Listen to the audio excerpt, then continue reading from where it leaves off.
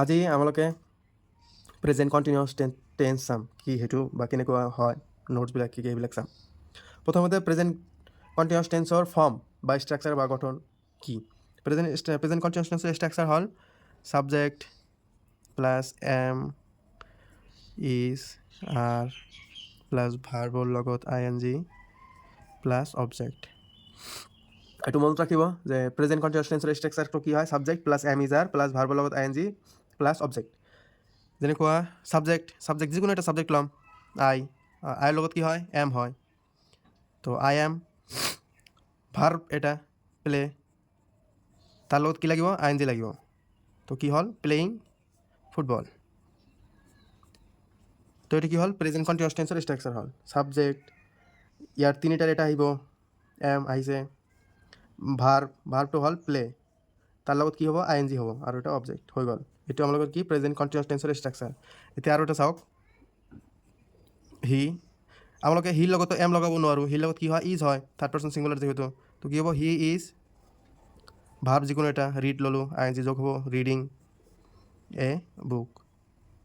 তো এইটো কি হ'ল প্ৰেজেণ্ট কণ্টিনিউৱাছ টেন্সৰ ষ্ট্ৰাকচাৰ। তো এতিয়া নোটবিলাক চাওঁ। প্ৰেজেণ্ট কণ্টিনিউৱাছ টেন্সত সদায় কি থাকিব, নাও থাকিব। যদি নাও থাকে, যদি কোনো এটা চেণ্টেন্সত যদি নাও থাকে, তো আপোনালোকে গম পাম যে এইটো প্ৰেজেণ্ট কণ্টিনিউৱাছ টেন্সত আছে। যেনেকুৱা ছাপ'জ দিয়া আছে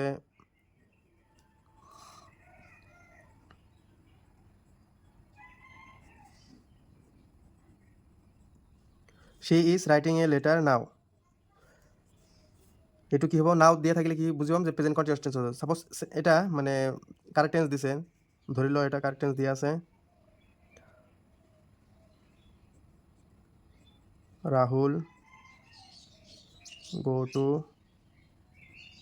লণ্ডন নাও। যদি কাৰেক্ট টেন্স দিয়া থাকে ৰাহুল গো টু লণ্ডন নাও, কাৰেক্ট টেন্স কৰিব দিয়ে, তো আমালোকে কেনেকৈ গম পাম ইয়াত নাও আছে। নাও থাকিলে আমালোকে জানো কি হয় প্ৰেজেণ্ট কণ্টিনিউৱাছ টেন্সত হয়। তো এতিয়া কি কৰিব লাগিব, ৰাহুল কি থাৰ্ড পাৰ্চন ছিংগুলাৰ নাম্বাৰ, তো কি হ'ব ইজ হ'ব। ৰাহুল ইজ ভাৰ্বৰ লগত কি লগাব লাগে আমালোকে জানো ING। Rahul is going two London নাও, হৈ গ'ল correct tense.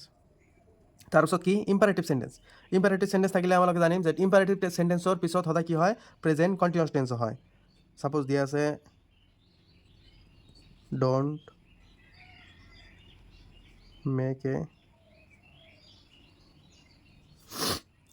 Make a noise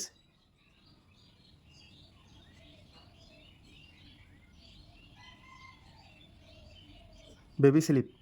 suppose আপোনালোকৰ দিয়া আছে don't make a noise baby slip, এইটো কেনেকৈ কৰিব লাগিব, এইটো কি টেন্স, এইটো হ'ল ইম্পাৰেটিভ, এইটো কি টেন্স, এইটো কি চেণ্টেন্স, এইটো চেণ্টেন্স হৈছে ইম্পাৰেটিভ চেণ্টেন্স। তো আপোনালোকে জানো ইম্পাৰেটিভ চেণ্টেন্সৰ পিছত সদায় কি হয়,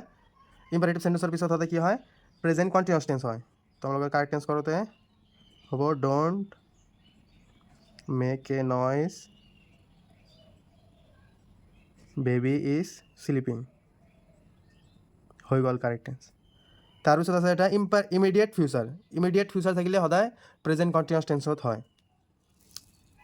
এটা মন কৰিবলগীয়া কথা যে ইমিডিয়েট ফিউচাৰ যে আছে, ইমিডিয়েট ফিউচাৰত মনত ৰাখিব, ইমিডিয়েট ফিউচাৰৰ ষ্ট্ৰাকচাৰটো হয় subject plus am is are plus going to plus V1 plus object. এইটো হ'ল ইমিডিয়েট ফিউচাৰৰ ষ্ট্ৰাকচাৰ, মনত ৰাখিব ইমিডিয়েট ফিউচাৰ। এক্সাম্পল চাওক, ছাপ'জ এটা কাৰেক্ট টেন্স দিয়া আছে আমালোকৰ, দিয়া আছে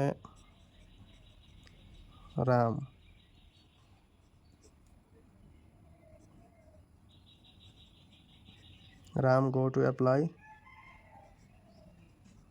ফৰ দ্য পোষ্ট। ছাপ'জ এই কুৱেশ্যনটো দিয়া আছে আমালোকৰ, কাৰেক্ট টেন্স কৰাটো কৰিব লাগিব।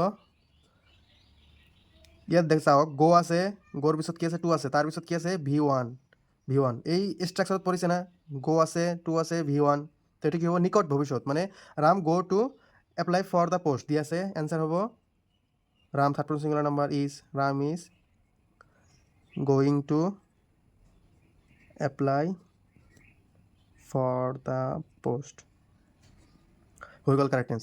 Ram is going to apply for the post মানে ৰাম পোষ্টটোৰ কাৰণে এপ্লাই কৰিব গৈ আছে কিন্তু এতিয়াও পোৱা নাই মানে কৰা নাই এপ্লাই কিন্তু কৰিব মানে ভৱিষ্যত নিকট ভৱিষ্যত মানে পাব আৰু কৰিব কৰা নাই এতিয়াও তো সেইকাৰণে এইটো কি হ'ব প্ৰেজেণ্ট কণ্টিনিউৱাছ টেন্সত হ'ব কিন্তু ষ্ট্ৰাকচাৰটো এনেকুৱা টাইপৰ হ'ব মনত ৰাখিব তো আজিলৈকে ইমানখিনিয়ে থাকক